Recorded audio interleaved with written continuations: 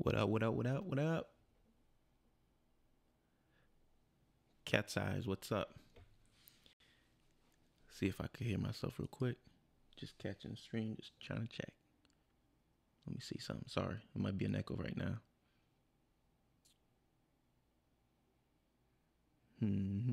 Still waiting on myself. What up, what up, what up, what up? All right. Oh, yeah, just bored at the house right now. Figured I'd do a live stream, say what's up to everybody, see what's going on in the FE community. Anybody got some news, anything? I've been on vacation, actually. That's why haven't been on much. Took some time off, some family time. We went to some parks in Orlando. And just had a good little family time. So, yep, been away from it. Don't know what's been really going on in the community. I know a little bit, but somebody can fill me in. So let me know what's going on, everybody. I do have a few things I'm gonna do. I just kind of threw this last minute. Like I said, just kind of was bored looking around. I was like, you know what? I think I might want to. Okay, hey Carlos, I have a question. Okay, spit it out. What's the question, Cat Eyes? Let me know.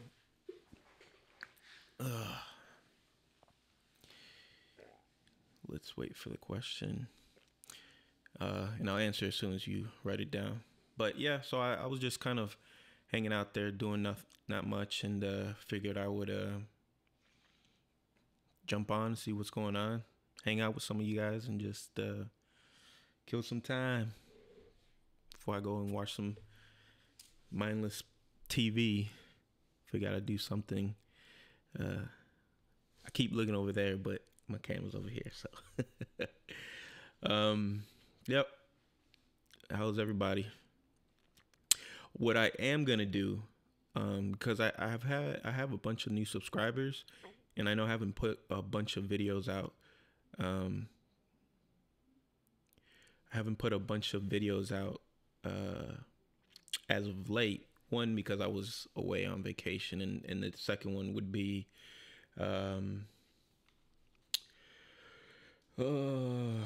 so back to the whole bunch of new subscribers. So I figured I could put one of my favorite videos that I made. It's an older video, but I don't think that people have gone back and watched all my videos. So every once in a while I might just do this, where I go and I pick a video that I don't think a lot of people have seen, because one thing I did find out, and most people, I don't know if most people caught on to this, maybe they have, but YouTube admitted not to send out notifications to people's subscription box. So I know in my channel I don't get you know, I don't even know how many subscribers I have. Let me take a look real quick. I haven't checked in a little while. So I have 1,400 subscribers, right? But my average video is about 200 to 300. At times, it's not even that much. So every once in a while, I might just go and play a random video for people, and just they can watch the live stream and go from there. So let me see, Cat Eyes, will you come on my panel this week, please? Maybe.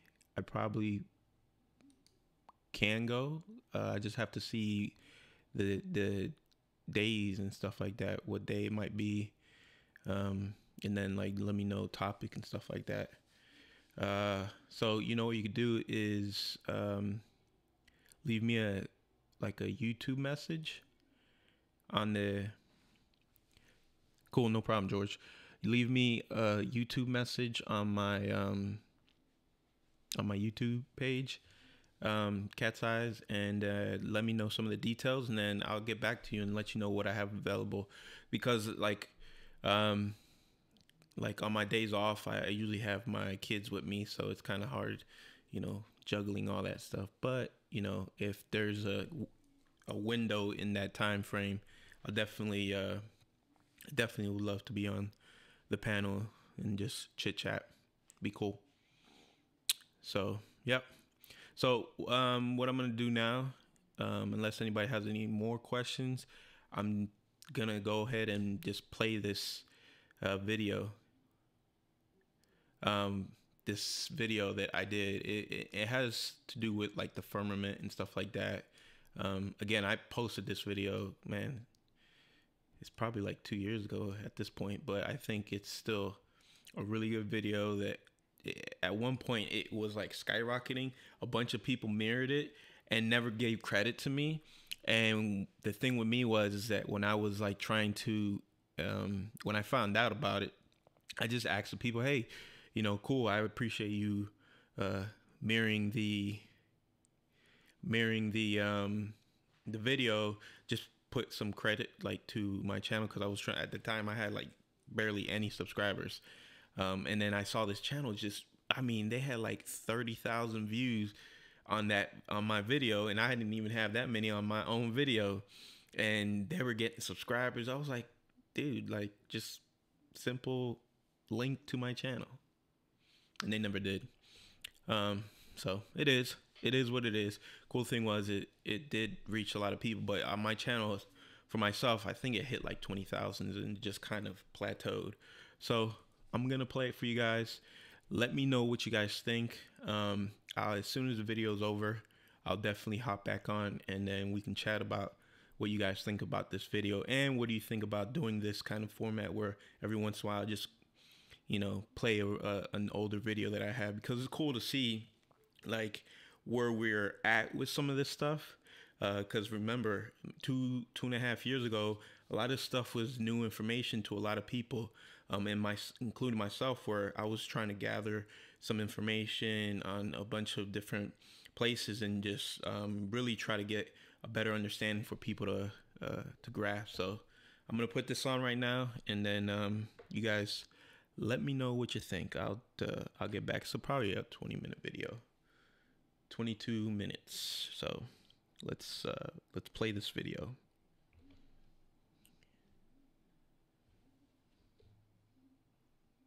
A better understanding for people to grasp. So I'm gonna put this on right now, and then you guys.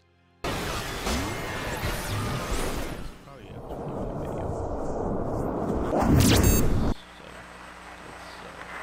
In the beginning, God created the heaven and the earth. And the earth was without form and void, and darkness was upon the face of the deep. And the Spirit of God moved upon the face of the waters. And God said, "Let there be light." And there was light. And God saw the light. They was good. God divided the light from the darkness. And the earth was without form. And God called the light day. And darkness was upon the face of night, and the evening and the morning were the first day. And God said, let there be a firmament in the midst of the waters, and let it divide the waters from the waters. And God saw the light. And God made the firmament, and divided the waters which were under the firmament from the waters which were above the firmament. And it was so. And God called the firmament, and the evening and the morning was the second day. And God said, let there be a firmament in the midst of the waters. And God said, let the waters under the heaven be gathered together into one place, and let the dry land appear. And it was so. And God called the dry land earth. And it was so. And the gathering together of the waters called he seas. And God saw that it was good. And from the crew of Apollo 8, we close with good night, good luck, a Merry Christmas, and God bless all of you on the good earth. So lately I've been coming across people who, as I'm explaining to them with the earth flat, obviously it's hard enough for them to imagine that, but when you tell them that in close cosmology that the earth is covered by a dome, the firmament as the scriptures say, that really blows your mind and really wants to shut down the conversation. So I started doing research to try to show that there isn't a conspiracy on this, that there actually is proof that there is a dome, that there is the firmament, and scientists do know these things. As you heard in the first clip, NASA themselves have been hiding this for a long time from us. And the Apollo, I believe it was Apollo 8, those guys, why out of all the Bible they choose to describe and talk about the firmament in Genesis 1:6. It's because they know that they're probably staring right at it when they were recording this. So that's my thoughts. Here's some more of interesting conversation. So hopefully you guys enjoy it, and let me know. Okay, so we're hiding a lot more than the flat Earth here. Basically, everything. People don't know this. I have a physics background. Everything that you can see and experience in life can be explained by the four forces of the universe. There's a strong nuclear force, a weak nuclear force, electromagnetic, and gravity. Yep. And string theory, Albert Einstein can never unify these four forces.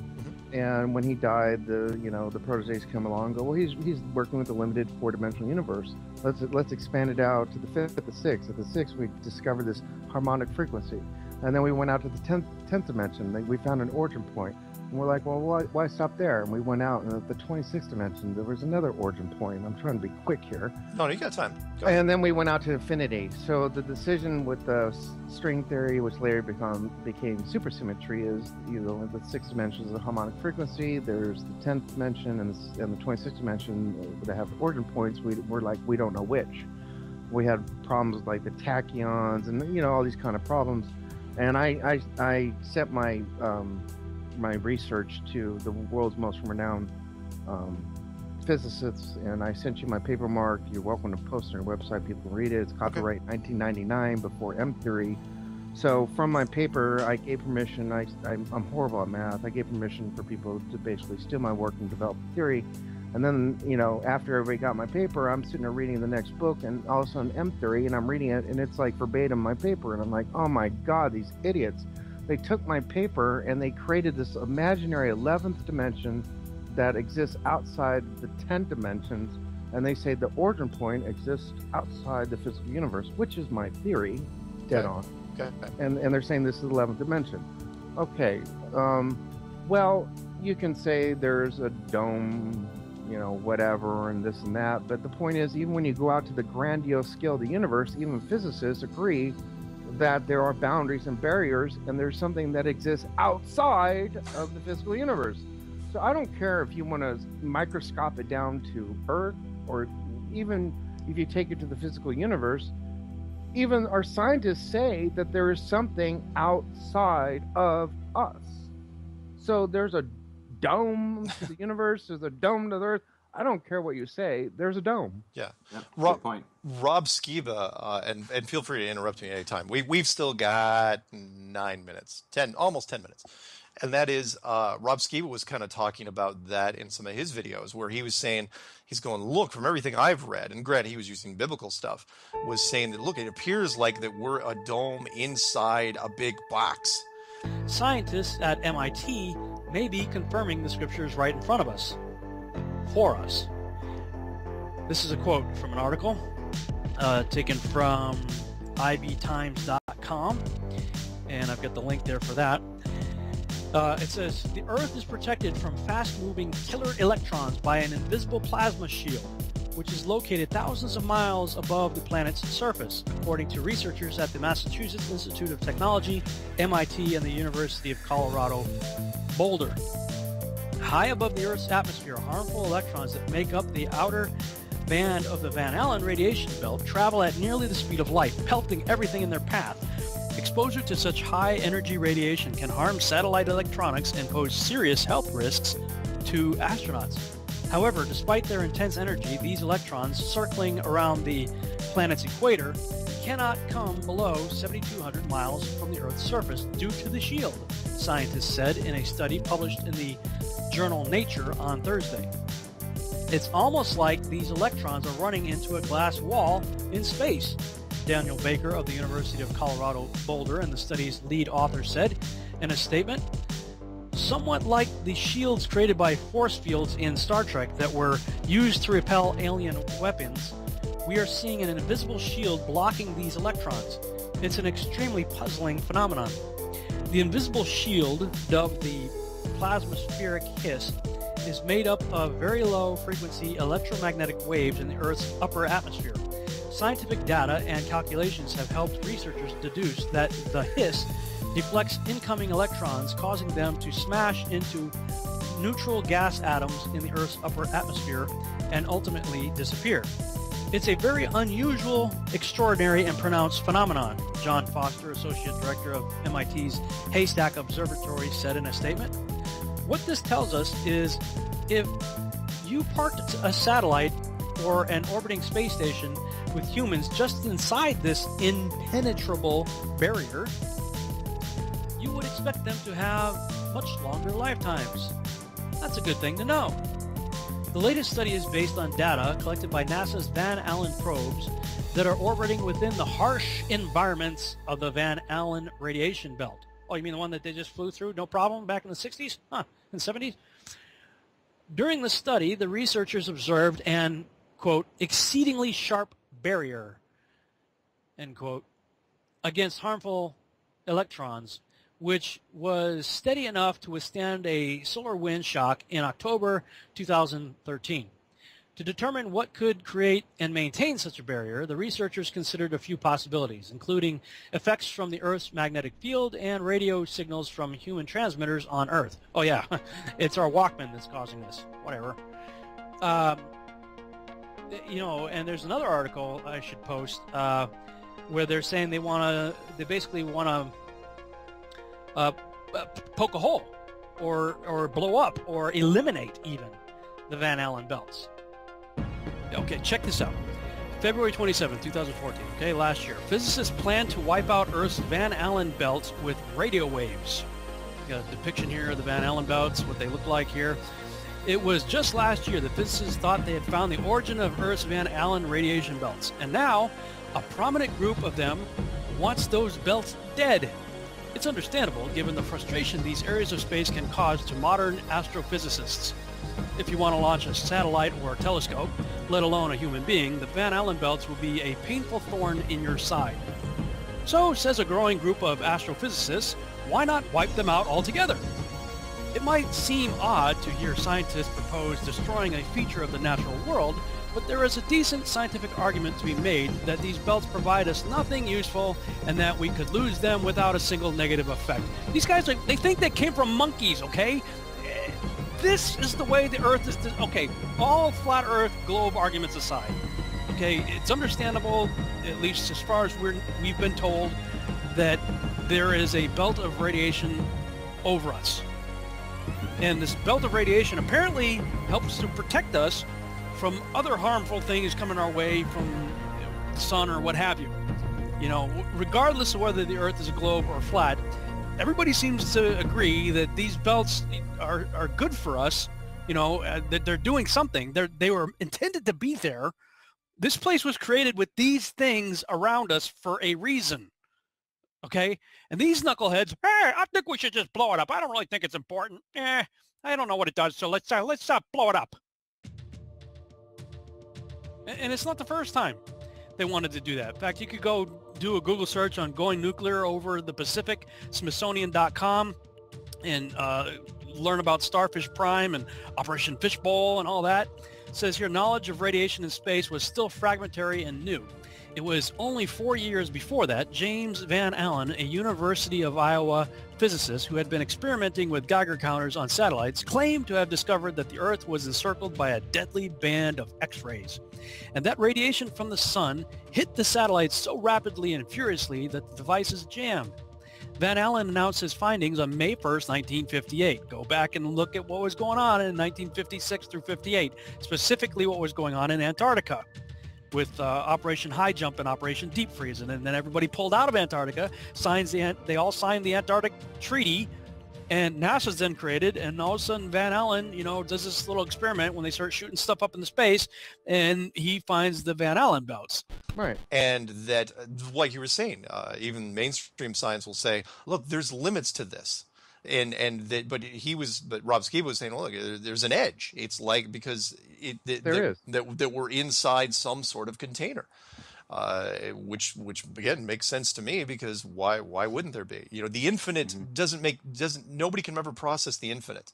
And I know it's easy for us. It's like, well, you're just trying to deal with it. You're trying to resolve the infinite by creating a box. It's like, well, why wouldn't we? It's but yeah. So I'm sorry, just for the people who don't know, can you expand a little more on the origin point? So it basically, you know, people know about the double slit experiment, yada yada. Yeah. Particles sometimes act as a wave. And I'm trying to be brief here. Sometimes act as a wave. Sometimes there's an observer and act as the tree falling in the forest. So basically, we have two fields of physics. There's general relativity, everything large; quantum physics, everything that's small. If you take the equations, like let's say 1 + 1 = 2 in quantum physics, everything's cool. But you take the same 1 + 1 = 2 in general relativity, and equals 2, 6, 8, -10. All the equations completely fall apart, and all the equations in general relativity, you apply them to quantum physics, they completely fall apart. And everyone is scratching their heads going, what the hell is going on? And they haven't been able to figure out how to unify them. Well, the answer is, there is a field of general relativity, there is a field of quantum physics, and I discovered the third field of physics, which I just called invisible. Ironically, my paper is called Harmony, and M sits right over the M theory, right over the center symbol of the invisible universe. And, you know, I sent my paper to all the renowned physicists and theoretical mathematicians in the world, and I just find a coincidence that's called M theory, which sits right above my theory. It's like directly out of my paper. It's ironic. And once you identify this third field of physics, it unifies the sixth dimension harmonic frequency. It unifies everything, and it goes according to the Revelation. It's all Bible verse. I take the book of Revelation, I quote the Bible, I quote physics, you know, left, right. Here's physics, here's the Bible. Here's physics, here's the Bible. I nickname my paper Physics of the Bible. I'll make it available for free to anybody who wants to read it. Cool. Wow. That's great. So the paper you sent to me, because people aren't going to email you directly, at least not yet. If anyone's listening, you want a copy, and I'm sorry, the title of the paper is called, because I had no. Well, I originally called it The Throne of God, because that's the book of Revelation, where he's taken up to the throne of God. That's what the physics paper is called, The Throne of God? Well, that's a great question. The plan that NASA has is to build a rocket called SLS, which is a heavy lift rocket. It's something that is much bigger than what we have today, and it will be able to launch the Orion capsule with humans on board, as well as landers or other components to destinations beyond Earth orbit. Right now, we only can fly in Earth orbit. We only can fly in Earth orbit. That's the farthest that we can go. And this new system that we're building is going to allow us to go beyond and hopefully take humans into the solar system to explore. So the moon, Mars, asteroids, there's a lot of destinations that we could go to. Guys, read up on this stuff, all right? This is Smithsonian.com. Check that out. There's another good article on NPR. You can look up a very scary light show, exploding H-bombs in space. And when they talk about this, and they got a video here showing footage of Operation Fishbowl, which is a very interesting title for after they find something in Antarctica, which the flat earthers would say is the outer rim of the circle of the Earth, and everybody pulls out. All of a sudden NASA's created, and right after that they start shooting up rockets into space with nuclear warheads on them, and this is what you start seeing with Operation Fishbowl. Operation Fishbowl. Really? I mean, it looks like they found something in Antarctica and they said, oh, what is this? Wonder how high it is. How high does this thing go? They start blowing off nuclear bombs in the atmosphere. Now, were they doing that because they were testing the firmament? Were they trying to blast through the firmament? Or is it about the Van Allen belt with the radiation? Is that the problem? I don't know. This article goes on to describe, again, the Van Allen energy belts and what they came to understand about them, and discover it, then blow it up. The plan was to send rockets hundreds of miles up higher than the Earth's atmosphere and then detonate nuclear weapons to see, A, if a bomb's radiation would make it harder to see what was up there, like incoming Russian missiles, B, if an explosion would do any damage to objects nearby, C, if the Van Allen belts would move a blast down the bands to an earthly target, Moscow, for example, and most peculiar, D, if a man-made explosion might alter the natural shape of the belts. The scientific basis for these proposals is not clear. Fleming is trying to figure out if Van Allen had any theoretical reason to suppose the military could use the Van Allen belts to attack a hostile nation.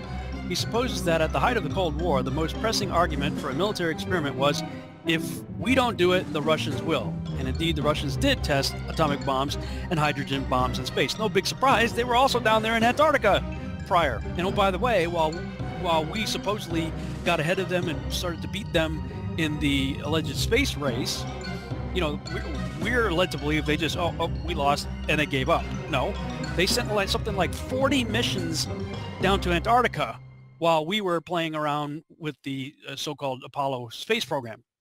So something's going on here, and these psychopaths, you know, they look up there, they see something, oh, that looks cool, let's blow it up. Oh, we don't really think it's important, even though they have admitted that they know it's there for our protection. Why do we put our fate into the hands of monkey men? These people think they came from monkeys, for crying out loud, and they hold within their grasp technology that could make life for us here on Earth very bad when they do things like they're attempting to do at CERN to rip holes in the fabric of time and space and recreate what they think is the Big Bang, opening up portals, interdimensional, you know, realms. And now keep in mind, these monkey men think that the whole universe got here when a microscopic dot exploded. So what are they doing? They're slamming microscopic dots together, trying to recreate the Big Bang. I don't really think it takes a very high IQ to think that through. Wait a minute. You think we got here from a microscopic dot exploding, and now you're slamming microscopic dots together, trying to explode them and recreate the Big Bang. Hello? Guys, maybe there's a reason why they put the Hindu god Shiva, the god of destruction, dancing in a portal outside their front freaking door. Bunch of lunatics. And meanwhile, elsewhere, a bunch of other lunatic psychopaths are thinking they can poke holes or blow up the Van Allen belt, the very thing that's up there, put there for our protection. You know, people out there thinking I'm crazy. Anyway, let's go back to the original ibtimes.com article regarding the invisible plasma shield. The last quote here. says, it's like looking at the phenomenon with new eyes, with a new set of instrumentation, which give us the detail to say, yes, there is this hard, fast boundary, Foster said. Have they found the firmament? I don't know. I mean, it's not exactly the description of the firmament, but if it's not the firmament, it may be one of the heavens and the layers below it. But whatever the case may be, the choice of words being used, as I've stressed here in bold above, seems more than interesting to me. A hard, fast boundary that is an impenetrable barrier out there about 7,200 miles up? Note also the repeated statements about how harsh space is and in and beyond the Van Allen belts. And yet we were told NASA sent a bunch of guys in jumpsuits and a tin can through it 12 times round trip on at least a half dozen alleged missions to the moon. Job 37:18 says, "Hast thou with him spread out the sky, which is strong as a molten looking glass?" Amos 9:6 in the New American Standard Bible says, "The one who builds his upper chambers in the heavens and has founded his vaulted dome over the earth. He who calls for the waters of the sea and pours them out on the face of the earth. The Lord is his name." There may yet be a legitimate reason people are going back to the scriptures in order to see and test/prove 1 Thessalonians 5:21 the truth for themselves.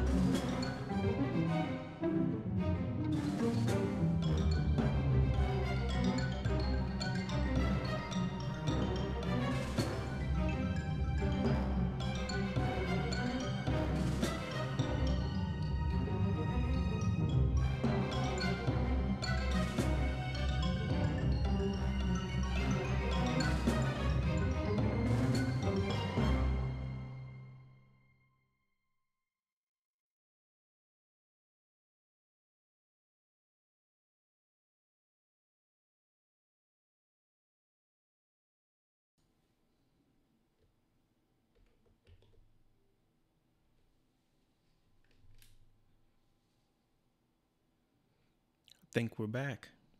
I think we're back. So, hopefully you guys like the format. Yeah, I think I might try to do this where I every once in a while I'll go back and play an older video. It's always good to kind of see where we were at that time to where we're at now, and see if some of the things have changed or not. So yeah, I'm gonna cut the stream short now, or off at this point. Leave me a comment down below. Let me know what you think. If you think you would like to see that from time to time, where I just play a older video, and just do something different. You know what I mean? But cool. It was great talking with you guys. The ones who came in, you guys are awesome. Anyone new, subscribe. Be blessed out there. Know that this truth is amazing, but you know, if this is the only truth you get, then we're still missing the point. For myself, I take the Bible literal, and I just pray that more people come to find the truth, what's in the scriptures, and don't shy away from it, because I know lately there's been that back and forth between like the truth community and whatnot. But as for me, you know, I'm gonna put Christ first, and hopefully I'm able to bless you guys at the same time while providing quality content. So thank you guys so much for hanging out, and again, like I say, leave me a comment down below. Let me know if you guys want to see more of this kind of live stream from time to time, where we go back and it just doesn't have to be my videos. You know, you guys can give suggestions of other people's videos as well. So again, thank you for tuning in, and see you guys around.